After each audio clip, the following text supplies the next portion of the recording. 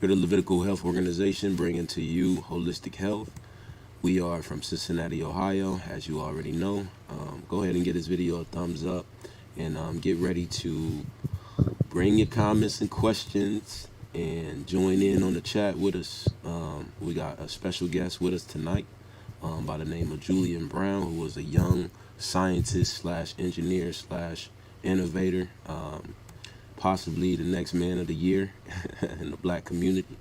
And we're delighted to have him on tonight. So before we get started, as usual,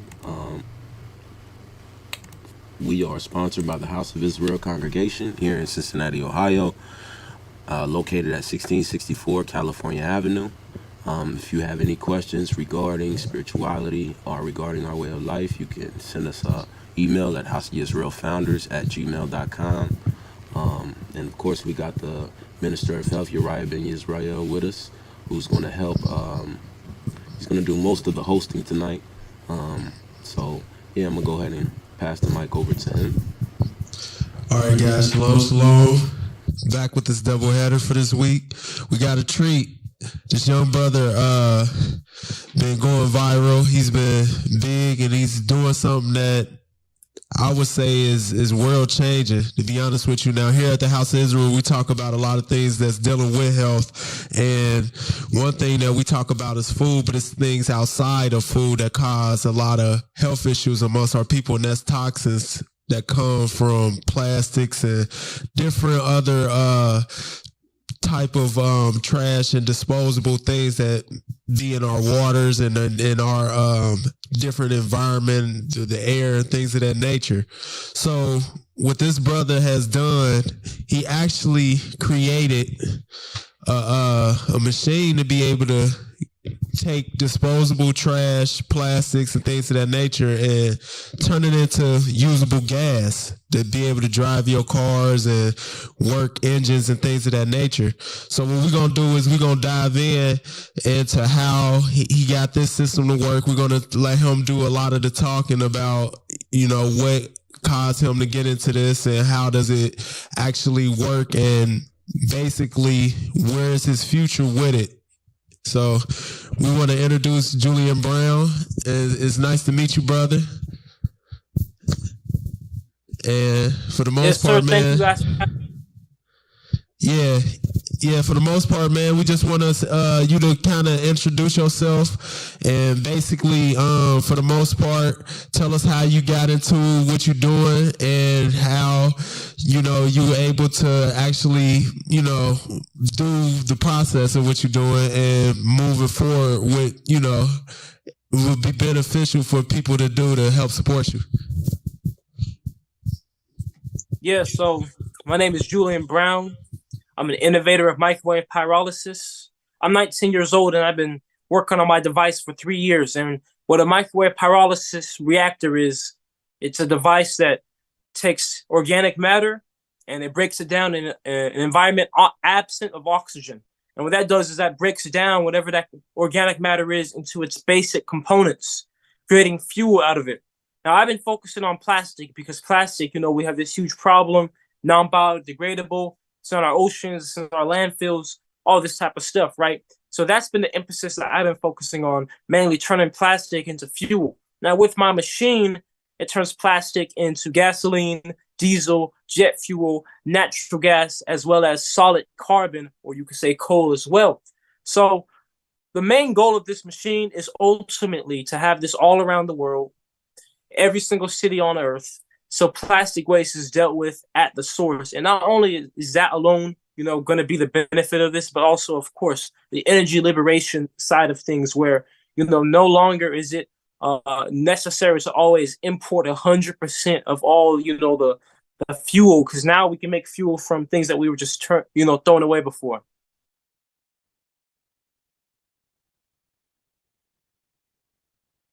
Mental. So when starting out with this, how did you, basically what steps did it take for you to actually learn about this process and go about it? You know what I mean? Like what actually was like a teaching thing for you to be able to build this?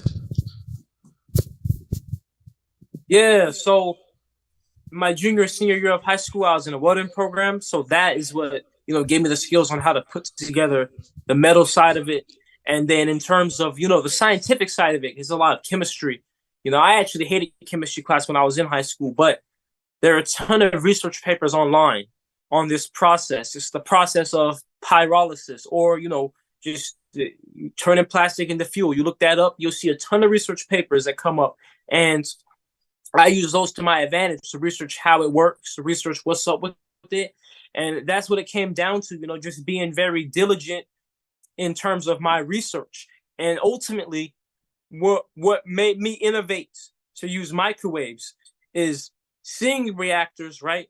Seeing how these research papers been doing it. And I'm saying, okay, how can we improve? How can we make it more efficient? How can we make the process faster? How can we make it better, right? And then we think about it, right? What heats very quickly, right? Microwaves. You put a hot pocket in the microwave versus you put it in an oven. The microwave will always beat the oven, right?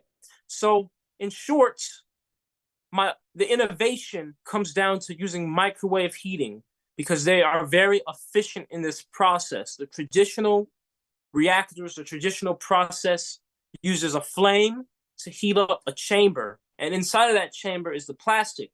But that's a three-way heat transfer. It has to go from the flame to the chamber to the plastic. When we use microwaves, the microwaves go straight into the plastic right away. And microwaves operate off of electricity. So now that will allow the potential for these plants to be run off of solar or wind or any renewable energy.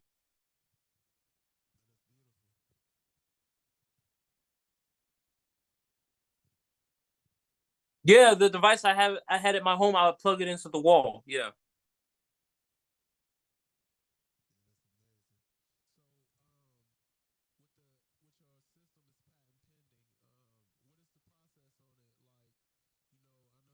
GoFundMe and things of that nature. What are your future projections on how you want to take it? And what would you need from the people? Especially here as Israel, the House of Israel, we are definitely for promoting our people, So for the most part, we want to know, what is your plans on moving forward with this machine? How is the patent pending moving? And how will anybody be able to support you? So the patent is pending, yes. The patent was filed back in December. And so that's a huge step in this, first of all, because I was showing so much online, pretty much exactly how to build it, especially on my YouTube channel, Nature Jab. I showed pretty much exactly how I built it. And that was a huge, risk. But at the same time, it's also an amazing thing because, it shows people that, things that they're here to change the world are things that can be done by anybody at any level. You don't have to have millions of dollars to change the world. It always starts with an idea and drive. So I do have a GoFundMe, and the GoFundMe is a part of the next step for this. So I built 4 of these prototypes over 3 years, right? And they've all been at my house, all been, made out of reusable stuff. Like I made my latest one out of propane tanks, been taking parts out of microwave ovens from scrap yards and stuff. And that's great to show that, yes, it can be done, but that's not great when you want to really get real science behind it. Why? Because we're making this out of a whole bunch of weird variables and we're reusing parts and recycling materials. So the next step from this is for me to get this out of my backyard, doing this at a home scale, go to an industrial proper warehouse and build a proper machine there, everything properly built, measured, mathematical, all the industrial parts. And that will allow true scientific analysis and data to be collected on this process. So I have a GoFundMe, and that is in the link of every single one of my social medias, Nature Jab. And that's the whole point of that. We want to raise $1.5 million to allow for the warehouse space, as well as, the construction of the machine, the materials, as well as the marketing plan, because I feel just as important it is to build this, it's very important to bring awareness to this technology. Because, for instance, many people are not aware that plastic is made from petroleum and that plastic can be turned back into fuel, even though it is, for chemists like myself, right, it is a quite known process, right, in the scientific world. But the public needs to know about that. The public deserves to know that it is possible. So I want to crowdfund and raise money, because that to me is a better route to go down than to give up early equity, because I believe that the world believes in this project, and together we come together and we will change the world.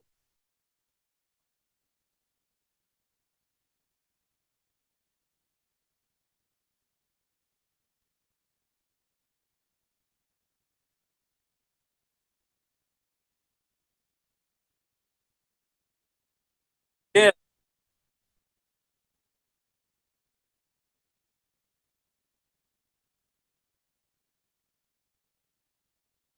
Yeah, so in terms of my age, I'm 19 years old. Started this just at the beginning of me being 17, really. And in terms of partnering, no, right now I don't have any partners in this project. For the past 3 years, it's been, the person doing the construction and really working on it has been me. I have had a lot of help from, posting videos on my YouTube channels, people in the comments, Discord community helping out. But, in terms of the project itself, it's just been me. That's amazing. And the thing is that a lot of times people don't even actually glorify the brothers that's actually doing the stuff like this, because at the end of the day, in our community, we more than likely like to glorify athletes and entertainers and things like that. But people like this, when it comes to actually doing something to change the world, this is where we really need to put our efforts into getting out there, promoting guys like this. So this is why I wanted to bring this brother on, to show that, when it comes to problems that's going on in the world, it's always different solutions. And also I wanted to ask, when it comes to the machine, does the fuel, how is the fuel intake when it comes to the air emissions? Does it bring a lot of toxic gas, or how is that process? So this is why I wanted to bring this. When you're talking about any type of process that involves plastic and heat, the first thing we all naturally think of is, okay, well, you're burning plastic, that's making a ton of toxins, right? Then that is very true. Now, let me tell you the difference between this process and when you just burn plastic. So when you just burn plastic, that is an oxidative process, meaning there's oxygen involved, combustion, a fire, a flame. The triangle of fire is fuel, heat, and air. In this process of pyrolysis, which is what my reactors operate off of, there is no oxygen, there is no air. It's a completely closed container. So when you burn plastic, a lot of the toxins form because there are things like sulfur dioxides, things that form with oxygen, right? As well as heavy metals that get, shot up into the air because there's all the vortex of the fire kind of shoots the ashes up and all those heavy metals. So in the process of pyrolysis, it differs because, once again, there is no oxygen, but also it is very controlled. So all of the vapors that form when we break down the plastic in the chamber to create the fuel out of it, right? All those vapors go through the pipes that we want. They go through the filters we want. We do exactly what we want with them. So if there are any toxins in those vapors, right, we completely capture them. We scrub them all out. And then same with the oil and the fuel. And in terms of the emissions of the oil and the fuel, once again, it goes back to what I was saying before. We can completely control what the emissions are because we can control what the oil is to begin with. So in short, the oil of this process will have the same emissions as regular gasoline or regular fuels. Man, that's cool. So what are all of the engines and machines that you tried with it? Does it run on all type of appliances? I see you ran it on the weed whacker, stuff like that. What are all the different machines you tried it with? Yeah, so the plastic is made of crude oil, like I said, right? And it's made of the long chains of crude oil. And when we get these fuels like gasoline, diesel, jet fuel, they're the shorter chains of it. So when plastic is put in there, we get out all three types of fuel: gasoline, diesel, jet fuel, or at least fuels akin to those fuels, right? So at that point, they're all mixed together and they must be separated to be put into engines, right? So we need to separate out just the gasoline, just the diesel, just the jet fuel through a process of distillation, which is actually the same process that oil refineries use to refine crude oil into gasoline to begin with. So we use that process. So then we refine the I call it the plastic crude oil, and now we get out just this gasoline, whatever, just the diesel, and then we put that in whatever engine. So we put the plastic gasoline in gasoline engine, plastic diesel in a diesel engine, etc., etc. All right, this basically one of the questions that I asked. How many times through trial and error, like when you first started doing it, when you first tried to put it in a machine, how did it work? Or when you seen the process or whatever, did you have to tweak it? Did you have the actual, what was the process on that? There was a lot of trial and error.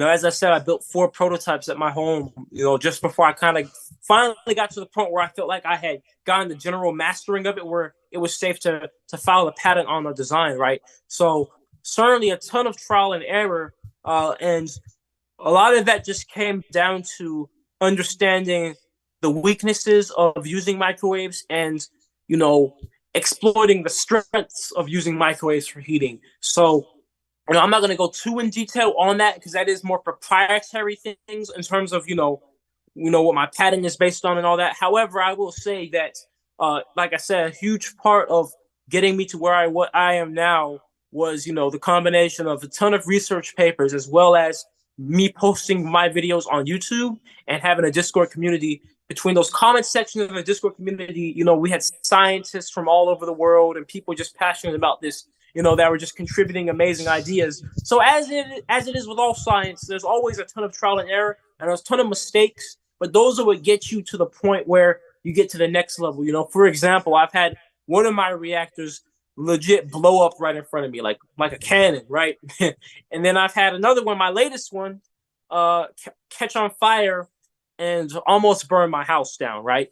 But these are things that are necessary to happen in a sense, so that way you learn, okay, what can we do better? How can we prevent this? Rather be done at a small scale now than have it blow up when it's like the size of a of a bus or something, right? Right. That's a blessing.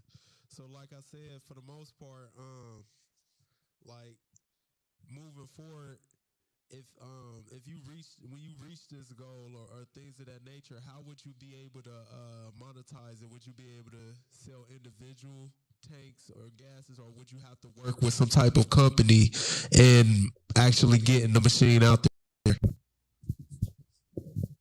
So there's several routes to go down in the business plan of this type of technology.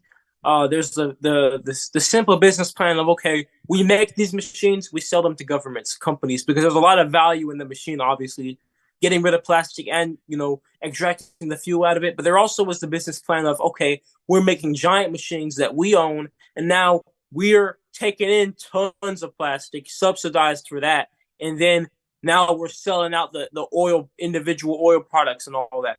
Now, ideally, in the beginning, I prefer to do the first business plan where we're just selling the machines, because it's a lot simpler.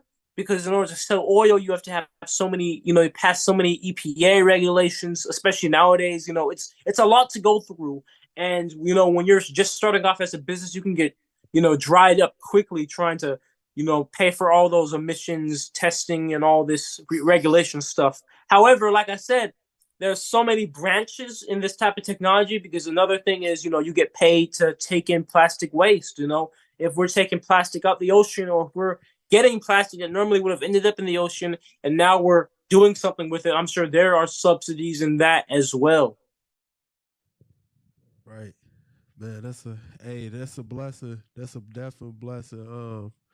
Definitely, like I said, we're moving forward. Also, what is your vision on the people that you might be like hiring as well, or linking up with, or connecting with once you do get this stuff out there?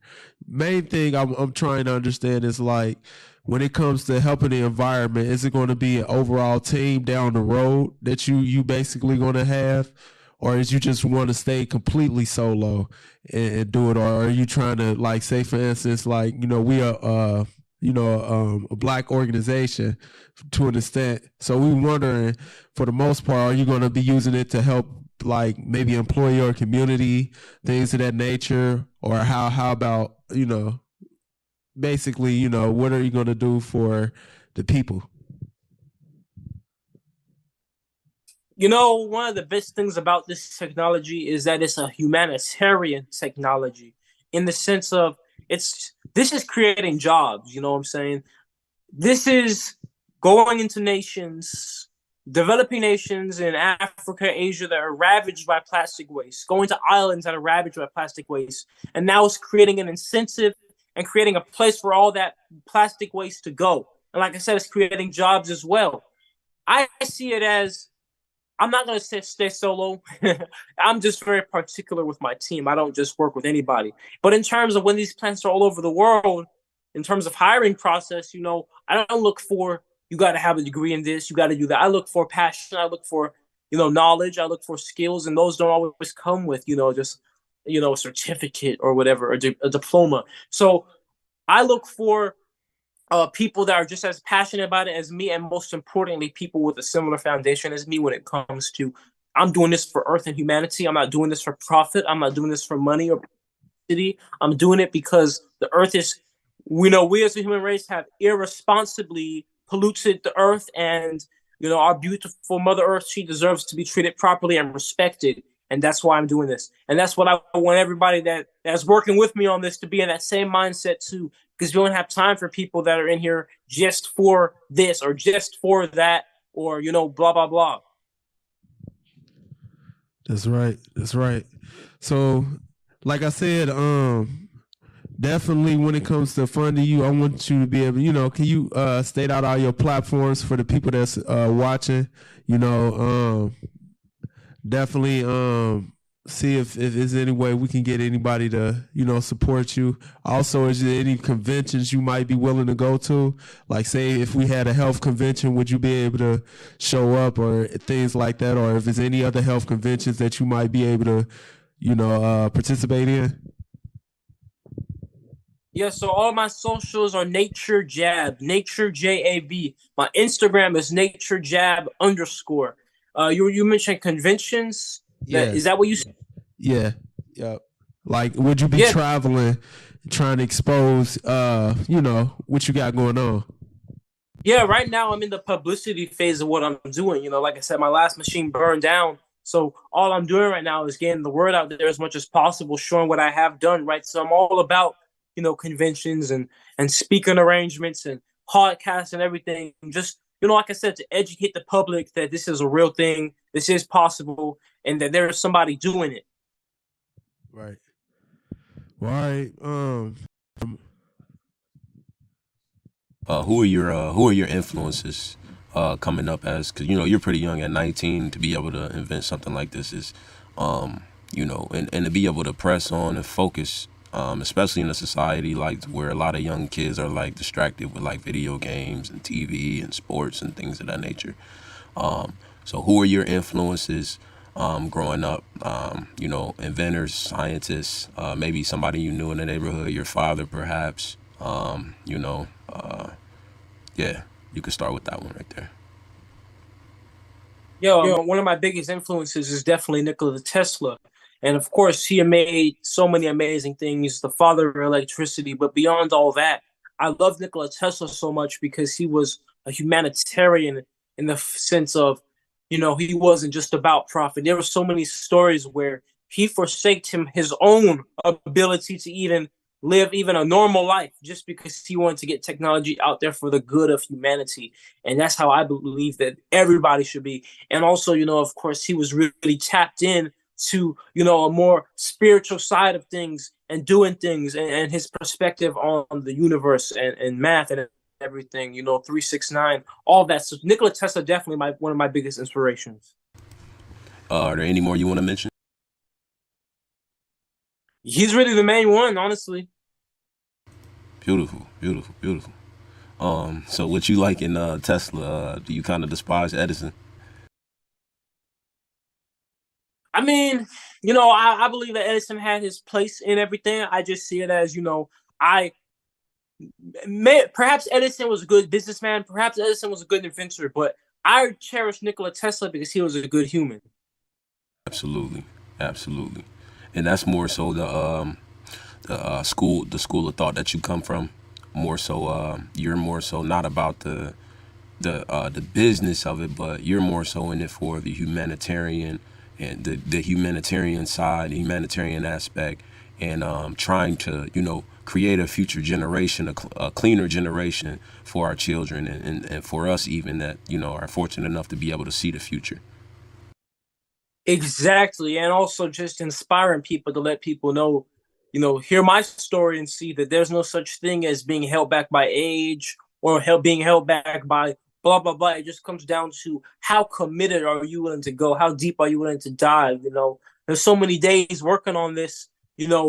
My first 2 years working on it before I started posting on YouTube, I was doing the first 2 years completely silent. Only people around me knew what I was doing. So I didn't have the support of people telling me or like, good job, you're changing the world. It was just my own. So on hard days where, it was really tough to do it, my foundation was so strong. Because, my foundation was always from the very beginning, I'm doing this for Earth and humanity. And that's a cause that's above me. That's a cause that's above, my ego or above pain. So it would motivate me to push myself further than ever before. And that's what I want people to know. Give yourself a strong foundation, a strong core value that's unshakable, that's impervious, and you'll be able to do whatever the heck you want. Whatever you want to build, you would do it because you'll just keep working on it until it makes it work. You're gonna pimp life to your benefit. The way you want things to work, you want to build something that's gonna change the world, you're gonna do it. Absolutely, man. I love your fighting spirit, man. Now you had mentioned that you had took welding classes in order for you to engineer the device.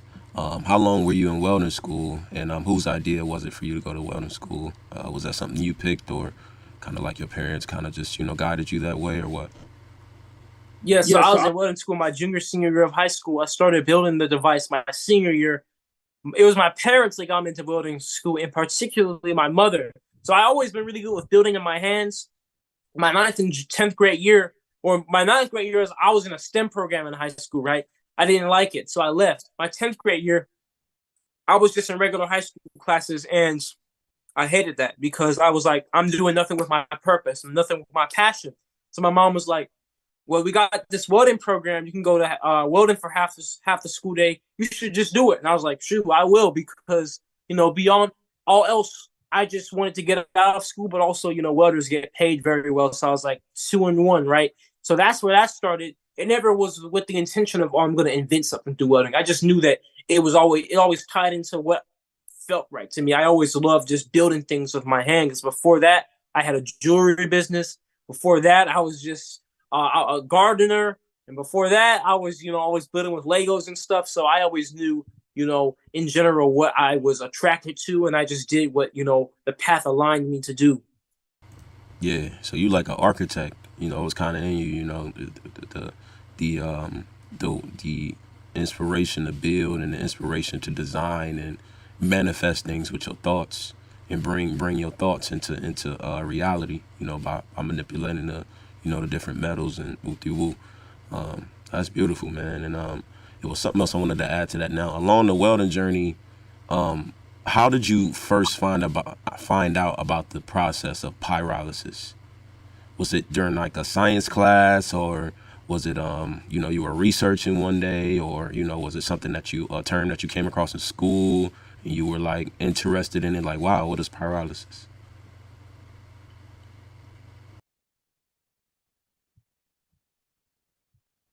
So in my welding year, my senior year, I got my hand cut by one of the students there.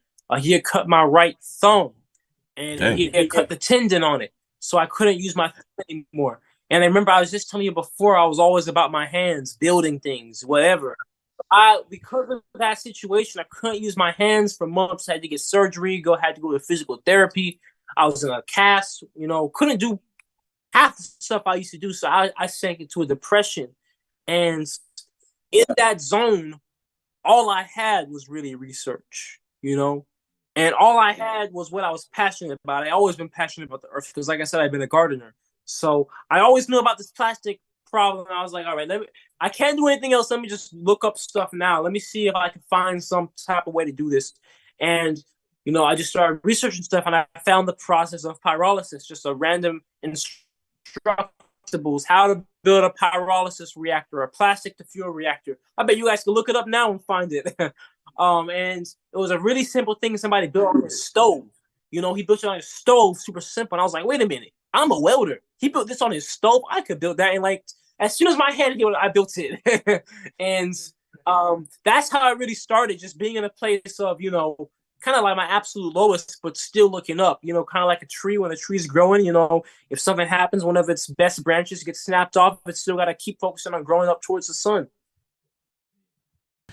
And that's kind of what I was looking for, man. I figured like people who go through these processes of mastery and come out with great inventions like this, they usually go through some type of period of darkness, no matter how long or short. And we deal with the testimonies of the scriptures. So in a lot of these success stories, the creator, he actually there's a process to where they actually have to go through some type of tribulation or some type of adversity that they have to overcome, and then like prove themselves. And it's not just for like proving, like for you to prove to the world, but like to prove to yourself even that you can that you have what it takes to be successful in whatever it is that you're trying to put your mind to.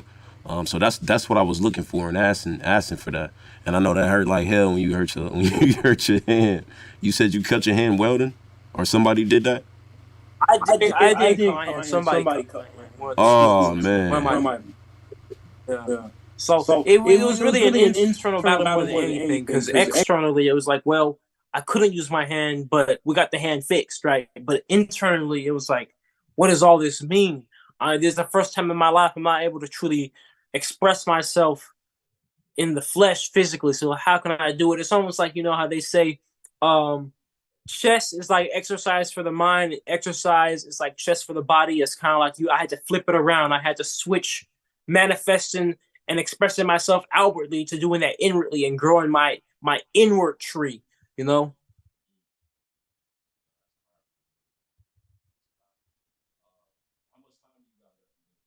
I got a few more questions I wanted to ask you. Go ahead. What are you into George Washington Carver at all, or any black inventors that you grew up listening to? Because there was a book my teacher had, I forgot the name of this book, but it had listed all the black inventors that actually couldn't get credit for their inventions because of our limitations of rights. And a lot of the inventions that we made, they actually were patented by it is what it is now, but they were patented by people that actually owned us. You understand? I don't have to go any further than that, but there were a lot of one thing that the media tends to not portray us as is as great inventors, such as George Washington Carver, who found, who pretty much just discovered the uses of the peanut, and many other inventors, Garrett Morgan, various black inventors that were what's the word I'm looking for, that were paramount to the success of this American empire that we live in. Do you want to speak on that really briefly? Yeah, I mean, ultimately, I just see it as, we see a story time and time again where when you have people who are genuine and pure, and they're building something genuine and pure, the system exploits them, no matter who they are. And, I think that the truth of the matter is, when it comes down to dealing with that, I think one of the biggest things is publicity, because what is the best way that these stories go untold in all this? Because people don't really know. And that's why I feel like I've been led on the path to go down the more public route of showing what I'm doing, showing how I did it, telling everybody, my story, and having a platform to begin with. Because now, I mean, no matter what happens to me, enough people have seen this, so people know it's possible. Yeah, absolutely, man. You have quite a success story in your hands, and you kind of like you're kind of like how can I put this? The best way I can put it biblically is like when David brother, I forgot that. Brother, go ahead. No. Yo, 1 second. I forgot that I.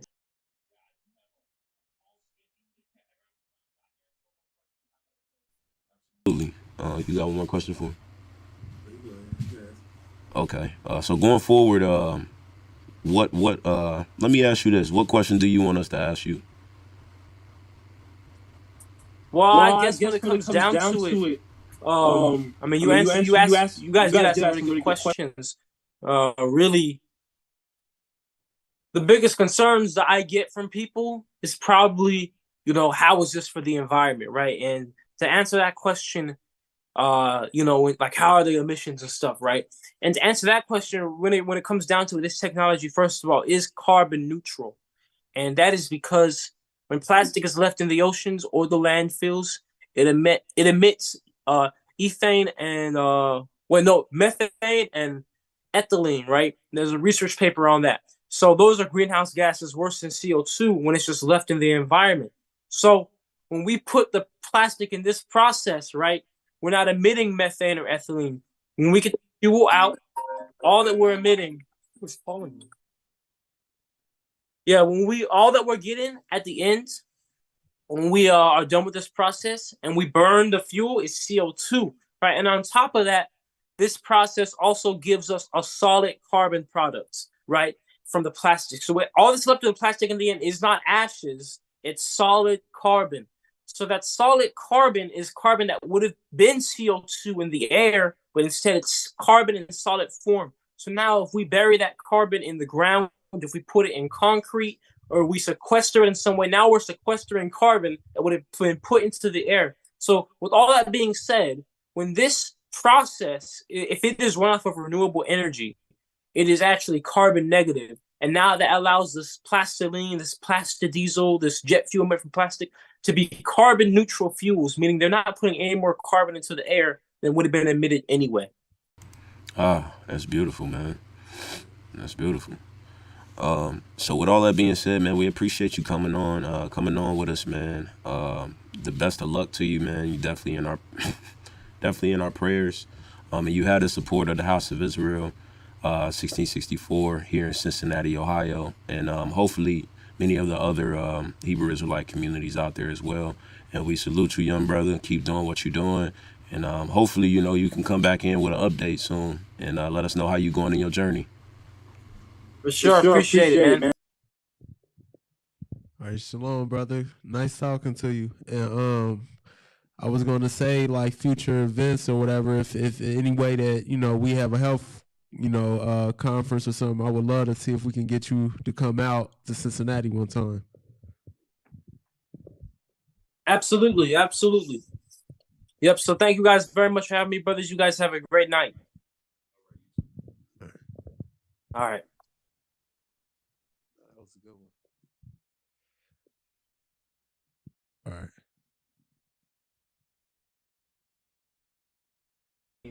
Now, I've recently gotten my unique design patent pending, and everybody's telling me, Jab, you got to make a statement. So I say, why not? I am very happy, and I am in extravagant mental health. And my pure intentions are to live long enough to change the world. Let's do it.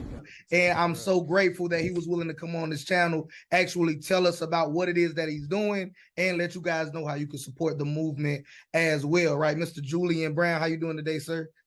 I'm doing extravagant. Thank you very much for having me, Mr. JT. Yes, sir. Yes, sir. I got a South Carolina education, so I don't even want to misspeak as to what you do. You do some really cool things on Instagram, and I see that, and I'm oversimplifying it, you have turned plastic waste into fuel, but I'm going to let you elaborate more on it as exactly like what you figured out how to do. Right. So I am an innovator of microwave pyrolysis. Now, what that is the process of taking any organic matter and breaking it down into its basic components to make fuel out of it. Now, I focus in particularly on plastic. So how my machine works is we put plastic in there. There's no oxygen present. It's a closed container. Microwaves then heat up the plastic, right?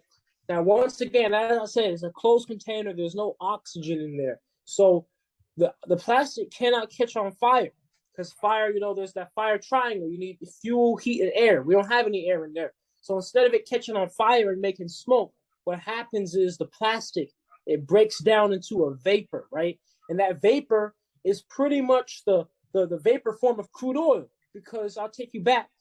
Plastic is made of petroleum, crude oil, the same stuff we make gasoline, diesel out of. So I like to look at plastic as the solid form of crude oil, right? So pretty much we're taking it out of the solid form and bringing it back into the liquid form, making diesel, kerosene, and gasoline out of it. Humanity, Earth, this is unrefined oil I made from plastic in my reactor. This is refined oil I made from plastic. You tell me which one looks more like gasoline, baby. We're gonna run an engine with this. For Earth, for humanity. Let's go. I ain't playing with you.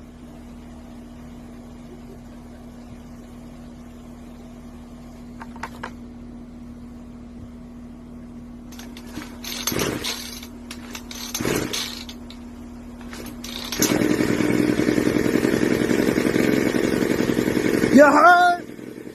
You heard?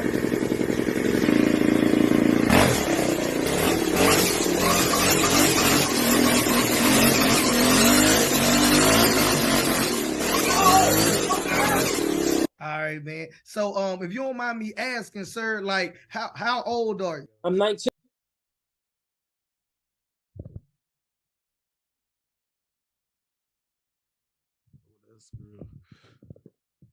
But nah, yeah, man, it's just, the thing is that we know that Israel, the secrets will be given to Israel. And this is just, a proven fact, a proven sign that in the future, it's a lot of things that we able to invent.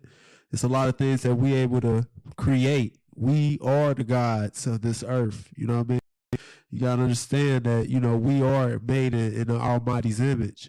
And we able to create anything that we put our minds to. And this is just a testimony to the things that Israel could do. If we put our mind to whatever, it's other type people we looking to bring on. It's a brother out there in Texas that actually can create water out of thin air.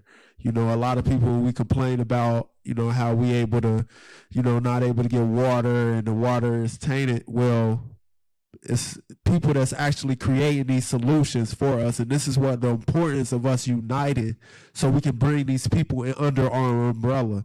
So we have to unite, we have to come together, we have to build, so we have some way for these people to come up under us, and we able to be self-sustaining and be able to actually expand our nation in a positive manner, and for the most part, relieve ourselves from the system.